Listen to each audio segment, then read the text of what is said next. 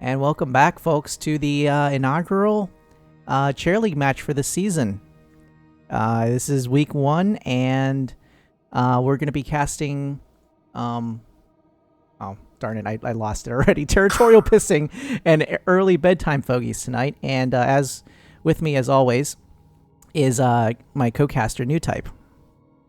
How you doing there, New Type? I'm doing just fine, Synth. It's good to be back. It's good to get some Chair League going, and we've got some fun stuff in store tonight. 2 teams in the preliminary, in the placement league, if you will, getting ready to make their mark in Chair League. As you said, we've got Territorial Pissing looking to leave an indelible mark, and we've got early Bedtime Fogeys hoping to close this one out quickly. Bedtime Fogeys. Huh, that's like us. I mean, that's going to be me soon enough. But yeah, no, it's wild. It's interesting. Today's going to be a rough one in particular. The balance patch came out just hours ago, adjusting Illidan. We've seen adjustments to Falstad, which could be a big deal on this map. We're going to be playing tonight on Dragon Shire, and it's going to be an interesting one. You saw Falstad get a serious nerf to Mighty Gust, increasing the cooldown by 20 seconds. You've seen a lot of adjustments to Illidan's self-sustain healing, his healing talents, and you've seen some adjustments to some of the other underutilized alts in the game. So fingers crossed, we might see some fun stuff like haymakers or God forbid an earthquake. But we'll see. Starting up just a couple of minutes here with our top drafting. Any predictions on this map? What do you think we're going to see? Any heroes in particular? Any strategies? Definitely still the Falstad. I mean, he's just so strong. Honestly. By the way, for all of our new viewers, Synth absolutely loves Falstad. I love Falstad. No, just got news from Mr. Super Jova himself. KT is not still banned. So, but with the hotfix, they fixed the KT bug where if he died with his D up, sorry, yeah, he would have cooldown-less free Ws. Yeah, no, that was a wacky one, and it's good to see him potentially back in the rotation tonight. KT, that was really irritating to play against. I mean, they had to be pretty close to you to use what is that? Chain bomb? Not chain bomb. It was living bomb. Bomb. But it could be worse. We could still be in January Kael'thas where he was unkillable and he could double bomb you. Oh yeah. So yeah, it's going to be interesting. I think, likelihood of the old standards, Li Ming, Zagara, Thrall, likelihood of them making it through the ban stages. What do you think? I mean Rhaegar. I mean, really Rhaegar. All the supports have really gotten pretty close on the win rates here. So I don't know if Rhaegar is going to be banned anymore. I mean, he's still strong though, I guess. Back in that first season of Chair League, I mean, it was like clockwork. You'd get a Rhaegar ban, you get a Li Ming ban. You get a Rhaegar ban, you get a Li Ming ban. It was kind of difficult to hype up some of these drafts when they were that predictable. But no, you're right. It's gotten a little bit easier. I think it's really difficult to see Li Ming make it through that first ban phase. She's so irritating to play against. But that does, the way that the bans are taking place and the way that the heroes have been sort of rebalanced, it does help with getting some more variety and getting some other heroes into the lineup. Absolutely. So captain's links have gone out. We should see some draft on very shortly here. We're nearing our inaugural triumphant comeback into the Chair League casting scene. And welcome. This is gonna be a fun one. So I'm gonna go ahead and transition us over here, and we should be entering our draft picks shortly. Yeah, Territorial Pissing's already marked themselves as ready. They're going to be our home team here today, and so they're going to be with the first ban and the first pick. Yeah, unfortunately, we are not using the in-game drafting. Sad to say, because there's no time pool. I mean, like they had a chance to get this right. Come on now. And besides, we got that sick top drafter interface. Oh yeah. So yeah, as you can see, we're still waiting for early bedtime fogies, and they're going to be checking in relatively soon. I believe we've got all 10 players accounted for, so there's no stragglers hanging around. And once the captains feel ready, we're going to get going, and here we go. Yep. So, as I said, first ban and the first pick are going to Territorial Pissing. And predictions. What do you think? Honestly, these are new teams to Chair League, so there's really not a lot we can divine out of their history. Did you see anything in your research there? Oh man, no, very new teams. Not a massive number of games played by the history that I could find, but they ban out the Falstad. So I can see a mark against Territorial Pissing in your book already. Well, I mean, I would have loved to see the Falstad play, but if you can't play against the presence he brings to the field, it's really important to ban him out. And Zool is our next ban here. He has gotten really dangerous. I mean, especially with that suicide build. I mean, on this map in particular, it's a good ban. I mean, you've got to have strong lane presence and strong sustained presence, which Azul can bring to the table. A top lane Zul is very difficult to deal with on this map, and Li Ming immediately picked up by Territorial Pissing. So irritating to play against. I mean, this map prioritizes strong individual characters, and you see Thrall picked up as a result. I mean, as a response to that.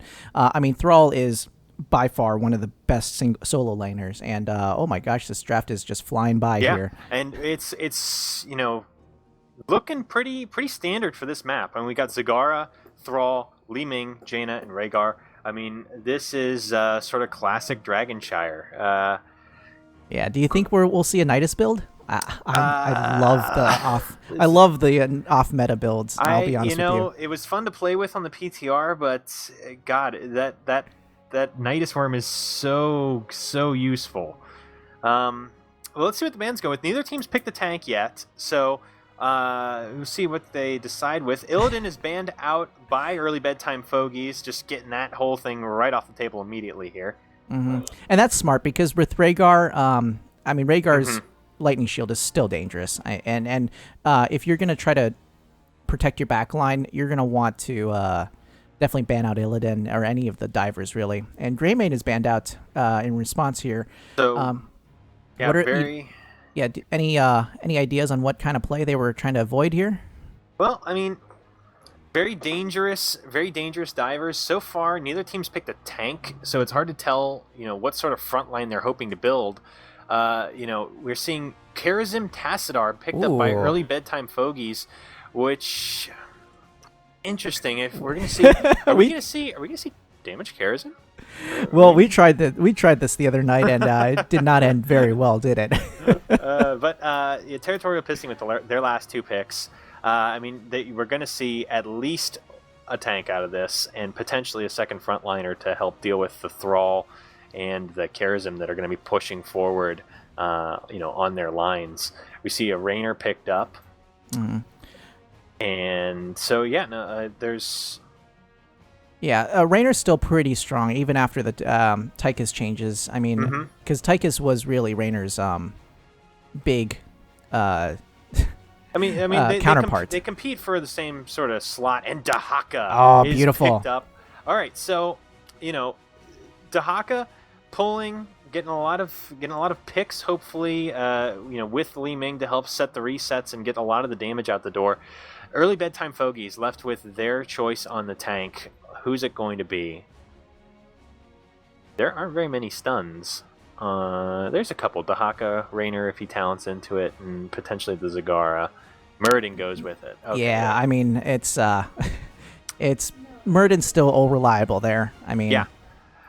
So, initial thoughts on this draft. Any edge in any direction here? Double support is hard to play. Yeah, it's hard to play. I mean, Tassadar has the wave clear to help them clear a lane and then move to the next lane and hopefully, cycle around quickly. I'm concerned about the damage for early Bedtime Fogeys, but at the same time, Jaina, Thrall, the slowing and the ability to catch and close distance, that's got a lot of potential there. So I think a lot of it comes down to the Dahaka's positioning and Li Ming's ability to get the resets. If Dahaka is able to adequately support the team and get the picks or set Li Ming up for the picks that she needs, there's a lot of potential there. I would give a slight edge to Territorial Pissing in my book. Okay. I'll be honest with you. Tassadar against Dahaka, Tassadar might be able to catch Dahaka out of position a couple times. And I'm actually not confident on Dahaka's solo tanking abilities. I mean, he can take a lot of damage, but not as much as a solo tank should be able to. A committed tank like Meriden. I think a lot of it comes down to, I think a lot of it comes down to just how aggressive this Dahaka wants to play. If he's aggressively going for picks, there's a lot of not only damage potential, but there's a lot of saving potential with Tassadar and Karazim keeping their team alive. I mean, if Karazim goes for Divine Palm, all those attempts at blowing up somebody like Jaina are going to be for naught. Tassadar, if Dahaka does get a grab on somebody and Tassadar throws a wall up, sort of preventing the escape, preventing the kidnapping, if you will, suddenly your Dahaka is stuck, with the whole team angry at him. This one's tough.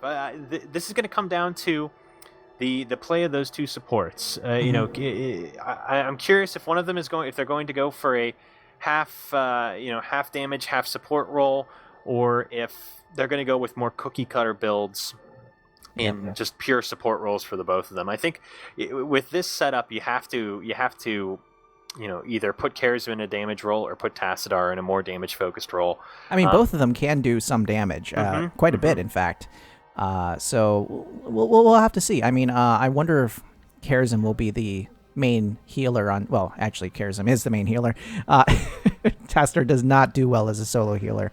So, but I mean, yeah, and Rhaegar's ancestral is still very powerful to keep Dahaka up in the front line. So, all right, well, we should be ready here. I'm gonna go ahead and get the countdown started, and we have our game here with that sexy Chair League interface there. Oh yeah, fitting in just nicely. Who's winning right now, Synth? Wink, wink, nudge, nudge. Let's take a look at that Chair League ticker. All right, so we'll get into player introductions when we zone into the game here, but Dragon Shire as a map, for those of you who are relatively new to Heroes, is a pretty standard map where periodically 2 shrines will spawn, one at the top and one at the bottom of the map. The teams will vie for control over those shrines, and if your team controls both at the same time, the option to control a massive Dragon Knight in the center of the map, it becomes available to you, and you run over there, you grab the dragon, and suddenly you're a big scary dragon, and you go punching things. So, this map's about being able to contest those 2 shrines, and you'll frequently see a very strong individual player and hero, a strong single laner at the top lane, and the other 4 rotating between the mid and bot. So here we are. To the left, we have on the blue team Providence on the Rhaegar, Great Guru on Dahaka, Abyssal on the Raynor, Siafu on Li Ming, and Lokdog on Zagara. That is our team Territorial Pissing. On the right-hand side, playing for early Bedtime Fogeys, we have Cheeseburger on Jaina, Ari on Tassadar, Mr. Pruitt on Muradin, Goldaron on Thrall, and Cat Lorien on the Karazim. Alrighty, and we're ready to get this show on the road here. Looks like Territorial Pissing is taking the good old 5-stack mid build that's popular with pro gamers, and they're trying to capture an early lead there. The grab narrowly missing from Dahaka to get that Muradin. So close to picking Muradin off. Yep, and that was very dangerous on Muradin's part, just to face check that. Or rather, actually, I think they were ambushed Yeah, from the bottom there. both teams sort of sitting in the grass there in mid, except early Bedtime Fogeys had 2 people there to contest with the 5 from Territorial Pissing. And we have Zagara and Thrall contesting over top. The good old solo laners. It's a dance that's been danced 100,000 times and will continue until better solo laners show up in this game. And bottom, we have Jaina and Tassadar, and looks like in mid we have Murden and Karazim on early Bedtime Fogeys. And I apologize, we're supposed to call them by their names at this point. Well, we'll get there. We'll get there. So, yeah, I mean, right now, there's that first shrine phase, and we're seeing Golderon and Lokdog pushing at the top together. Golderon a little injured and is probably going to have to tap real quick here, giving Zagara a bit the edge on this shrine, but she hasn't gone for it just yet. Yeah, and looks like Territorial Pissing's going to grab the bottom shrine, take control there. But Fogeys at top taking control. But Fogeys might not be able to control this for very long, although Zagara is low on mana. He's low on mana. I think she's going to get forced out. Lokdog's got to pull back in the face of that sustain from Golderon on the Thrall. Yeah, absolutely. Thrall just, you can't get rid of him. If he's got mana, he's going to have health. It's very irritating. Absolutely. Looks like a interesting fight going on at bottom. Just a lot of poke from Territorial Pissing here. Marking their territory, if you will. And Fogeys just trying to get in there as much as they can. Dahak is actually holding mid and trying to sneak that, but without any support, he's not going to have much luck. Doing some excellent wave clear in the meantime, though. That W really beneficial. And a great stasis to avoid the blizzard. So looks like a solid defense coming in from Fogeys here in mid. And we'll have a fresh Golderon here. And he's taken a really interesting build for Thrall right now. Golderon with Seasoned Marksman at level 1 and Manatide at level 4, looking to sustain even further, foregoing sort of the standard lightning talents that you see at 1 and 4. Yeah, sorry, I messed up my my keybinds there. I forgot it was Control 1 and not Shift 1. So looks like Dahak is actually going to get pushed back from mid here, and it looks like they're trying to push a little bit in bottom here, actually. Yeah, and Territorial Pissing with almost 2 towers down at bottom, getting really solid, about a half a level lead in XP. Yeah, but Dahaka might suffer from that. Yeah, and Dahaka dies from a solid push from mid, and they're going to rotate down to bottom to try to cap that point there. And Thrall's doing a great job at actually removing the Zagara threat from top, too. But at bottom here, we're looking at a lot of back and forth with Providence trying to sneak the point. And actually successfully holding it, but there's no one at mid to capitalize on that. Huge grab on the Monk, and it looked like he did not have a charge for dash and could not get out, and Tassadar does fall as well shortly after. Yeah, Murden's that might be going to be hard pressed to defend this, yeah. Well, yeah, looks like Mr. Pruitt is off the hook at this point with Golderon holding things at top, but even he's been forced out by the dual Rhaegar Zagara push up there. So hold on, did Murden get block? Murden did not. Murden got Infused Hammer for the mana refund for every Stormbolt that's hit. Yeah, that was an interesting decision by him, considering the amount of... Well, it's just Raynor, I guess. Raynor's the prime reason. Prime source of auto attack. But that's good, though. That's good sustain on his part. Looks like the Dragon Knight is just pushing solo at bottom with not a lot of support. It looks like probably... Oh. They're just keeping everyone at arm's length here. Yep. Zagara and Thrall, Lokdog, and Golderon still dancing at top there, so, The lifelong dance of solo laners. Yeah, they're in their own game, honestly. But Dahaka doing an effective retreat there. All in all, though, that Dragon Knight didn't get a huge amount of damage done. It did get the bottom fountain and lay some damage onto that fort, but not the most dangerous dragon. And Rhaegar overextending in the mid lane and does get picked off by Jaina and Muradin. Like Cheeseburger's going to be going back for mana at this point, and definitely in dire need of it. Yeah. So it looks like they're just going to try to lane and chase each other to 10 here. But it looks like, Territorial pissing with their early Dragon Knight is going to have a little bit of an advantage, especially with the Thrall not being able to, Goldrun not being able to keep the lane pushed in his favor. Huge damage went out on the Lockdog, but he did manage to survive and back off.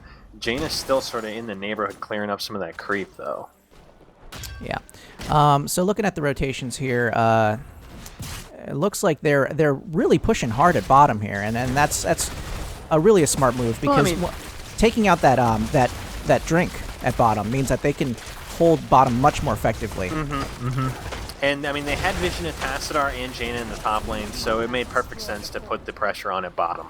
I mean, they knew where they knew where early Bedtime Fogeys were. They knew where their dangerous damage dealers were, so they were safe to push forward. Now they've got Siege Camp pushing even further forward, freeing up Territorial pissing to go somewhere else and push an advantage elsewhere.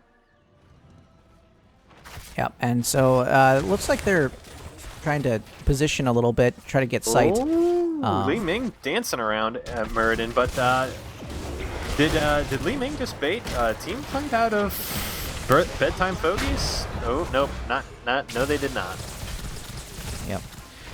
So it looks like just some wave clear here going on with Rhaegar Providence sneaking the tower there, and unfortunately they're not going to be able to capitalize that in time. Or yeah, they're not. With Muradin, with Pruitt there, Mr. Pruitt. Yeah, it's just not gonna happen. And a big Jaina ult goes out, catches Raynor. Li Ming catches the Ancestral, but is subsequently picked off by the monk, Cat Lorian, with the Radiant Dash to secure that kill.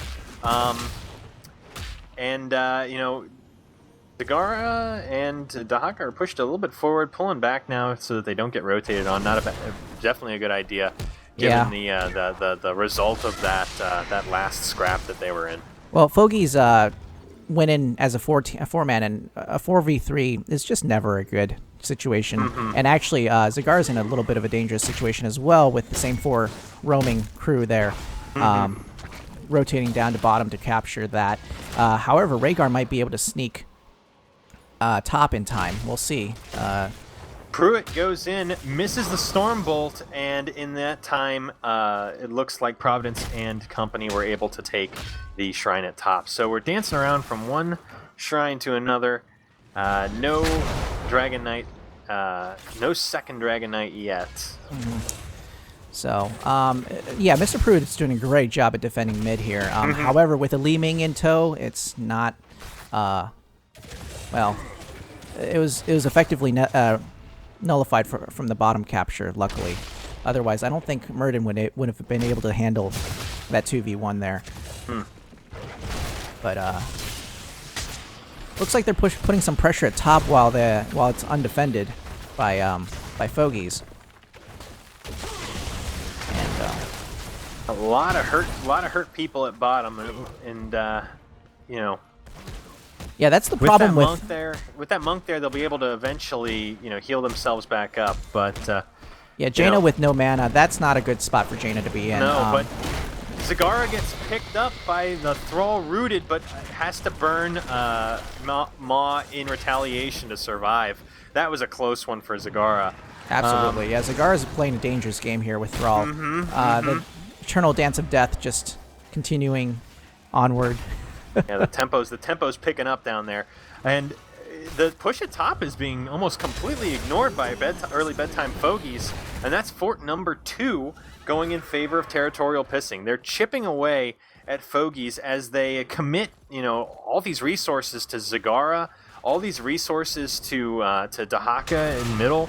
Great Guru's been doing a great job of just annoying, being a nuisance in that mid lane there. Yeah, and Zagara just cannot. I'm sorry, Lockdog just cannot push against a Kerzim and Thrall combo there. But they don't have to. They don't have to. They're tying up 2 individuals for 1. It's a 2-for-1, and so now Territorial Pissing has the numeric advantage in the midfield, and they have the level advantage. There's no talent advantage yet, but I mean, you're fighting a 4-on-3 in mid versus Oh, and bottom's gonna have to be careful here. That rotation's just coming in to try to wreck their day. Unfortunately, they were not. Well, fortunately for Fogeys, they were not caught out. Mm-hmm.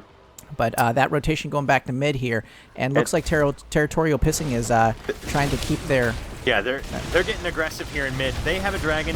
They want Kerzim! A last-minute dash interrupts Rhaegar, but to what end?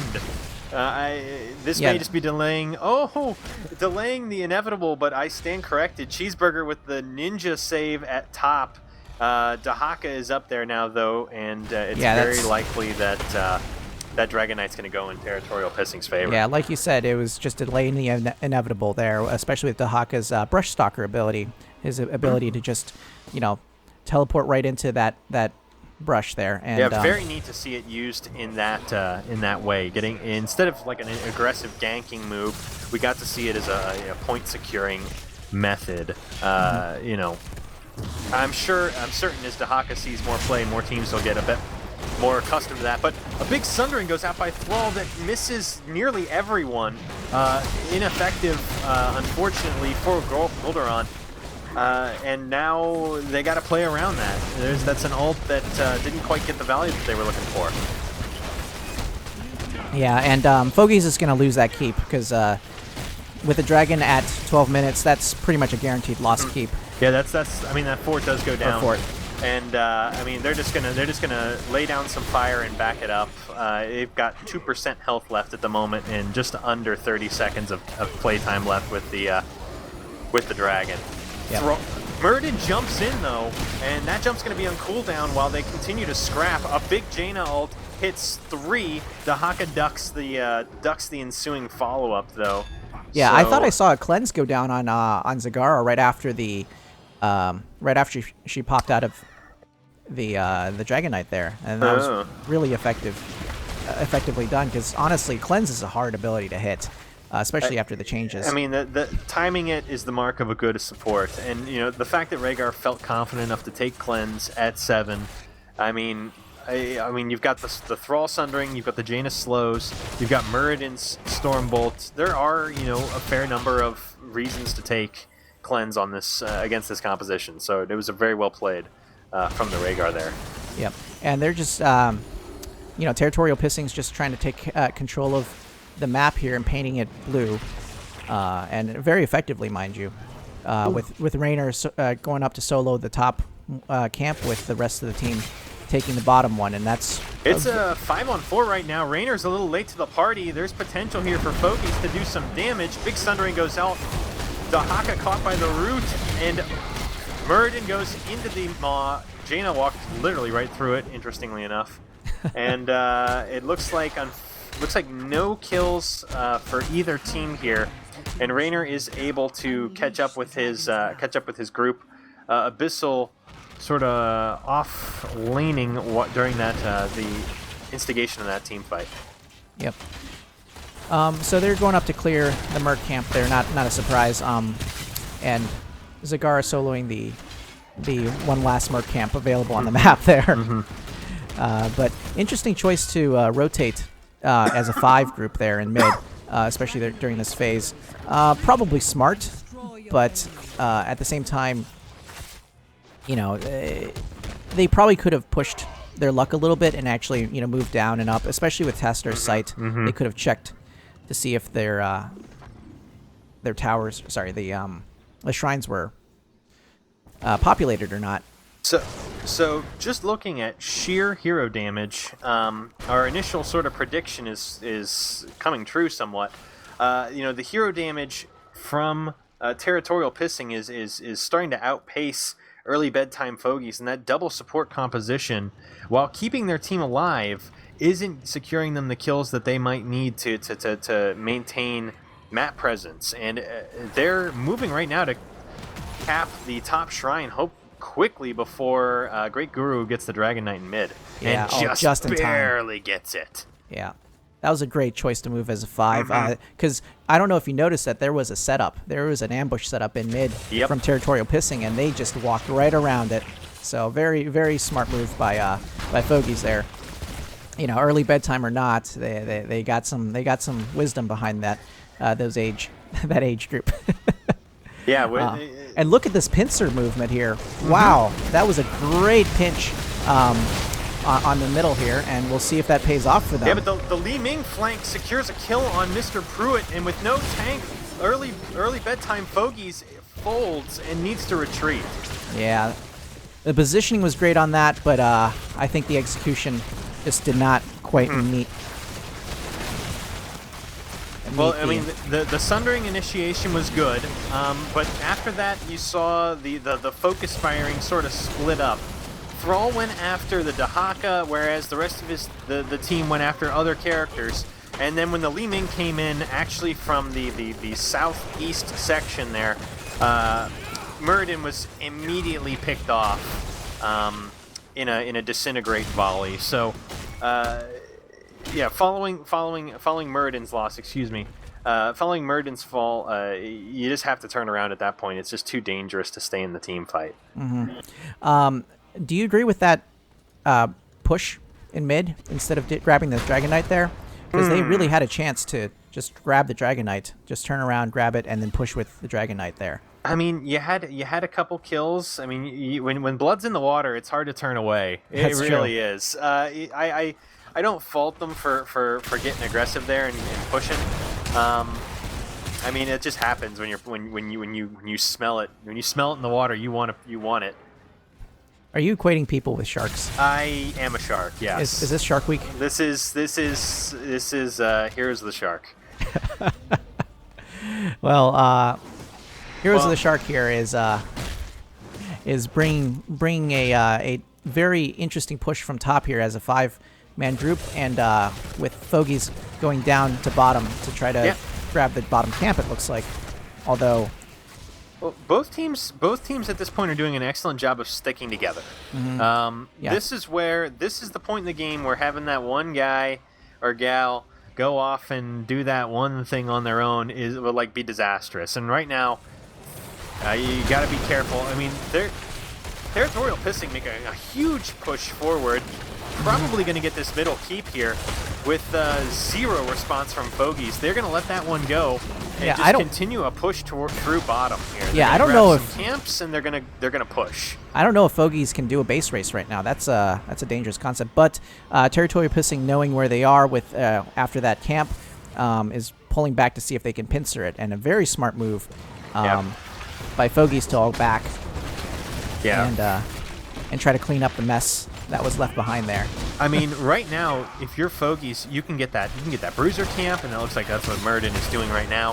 Thrall is going to move to secure that top shrine and prevent Territorial Pissing from having another opportunity at the Dragon Knight. I mean, giving up that keep in middle is going to be frustrating, though. That as those catapults start rolling out, it's going to become more and more difficult to maintain through mid, which is a lane where you want to have some vision.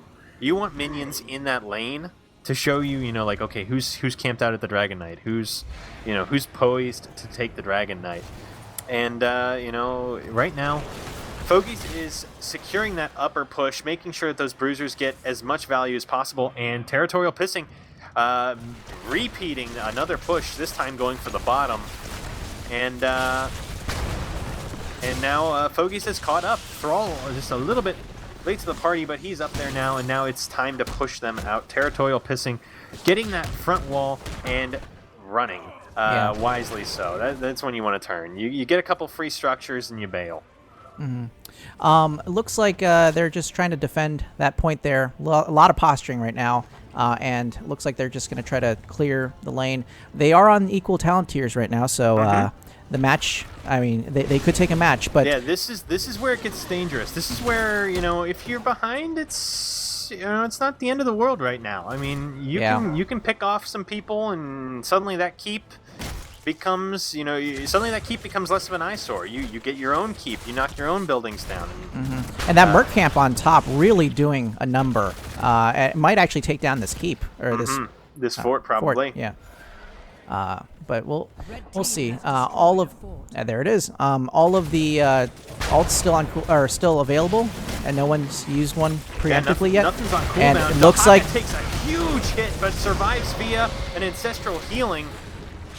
And Karazim might be dead here. Oh yeah. Karazim palms himself and has a jump. Does he have a jump? Nope. Yeah, the team was not there to back him up there, unfortunately. But now it's a 4-on-5, and they're going to be hard pressed. Aggressive jump in. Barely surviving that, grabbing a drink real quick. They are on the defensive, so they have a little bit of an advantage in defending, especially with the extra damage from the tower there. There is a minion wave underneath, so they've got some protection from this keep damage. Oh, a great toss away from that Li Ming. Would have destroyed Murden there. TAS are doing a great job of keeping everyone up, to be completely honest with you.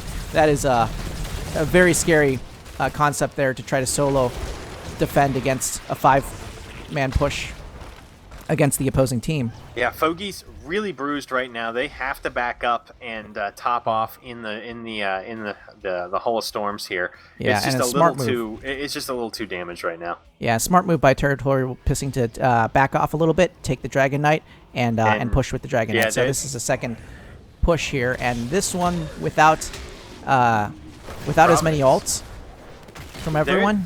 Their Rhaegar Providence is in the Dragon Knight, so they're going to be without an ancestral healing for the duration of this Dragon Knight.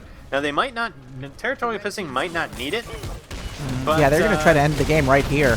Yeah, they're pushing, but the vulnerability from Jaina, along with the sheer damage coming from Thrall and Jaina, allow for a lot of damage to be put down on Providence early here. Oh, and a great silence from somebody. Who's silenced there? I'll be honest with you, I have no idea who silenced it. Was that Dahaka? Or likely was Dahaka with the isolation.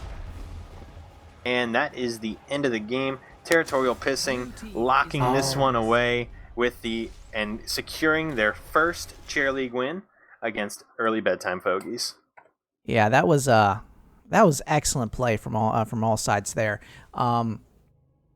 Holy crap! I don't think I've ever seen the mass silence effect from. I mean, I know it's there, but like that mass silence really won them the game at the end there from Dahaka. So GG right there from Territorial Pissing. Great push at the end, and great use of Dahaka, I have to say. Yeah, very nice to see him played immediately in our first Chair League match. So post game thoughts. What are you thinking here? What worked? What needs looking at again? What are we stealing for our matches whenever we play next time? What are you thinking? Well, honestly, Dahaka's great. I liked the play on that. I liked him in conjunction with Rhaegar. I didn't think about the great conjunction with there's huge synergy between the two. There's huge synergy between the two. Dahaka has the ability with his trait to self-heal periodically over time. It gives him a lot of great self-sustain when he's either in lane or winning team fights. And when it hits the fan and he really needs a boost, Rhaegar is there to provide the ancestral healing, and suddenly you have to eat through all of Dahaka's health again. Dahaka mitigating 94,900 damage over the course of that match, and only falling once. I think you needed some more damage from early Bedtime Fogeys. The double supports just were not quite cutting it for the damage that they needed to put out. Between Karazim and Tassadar, they put out, the two of them, about as much damage as any one individual from any one assassin. And I feel like that slot could have been given to a dedicated damage dealer and help them focus and secure some kills, some get some damage in. I feel like I feel like with just a little more damage, they could have had a much more imposing presence in the team fights. As it was, Territorial Pissing was really forcing the team fights and able to make something of them with the sheer amount of damage that they were able to bring into the table. There were so many ults from Cheeseburger where he caught 2-3 people and there just wasn't quite enough damage to secure the kill. The Thrall went in, Muradin went in, but the Zagara, the Rainer stumbling away with a 6th or a 7th of their hit point bar left. So I feel like maybe one less support and one more assassin or a specialist would have given early Bedtime Fogeys a much more aggressive potential, a little more opportunity to really get in there and finish off some characters. I mean, Zagara never died over the course of the game. Hilariously enough, Thrall also never died over the course of the game. So those two, two strong solo laners. Those two solo laners. I mean, when you they just refuse to go down. I feel like I saw Zagara get hit by a lot of Ring of Frosts, and the follow up just couldn't clinch it. So interestingly enough, Playmaker was taken.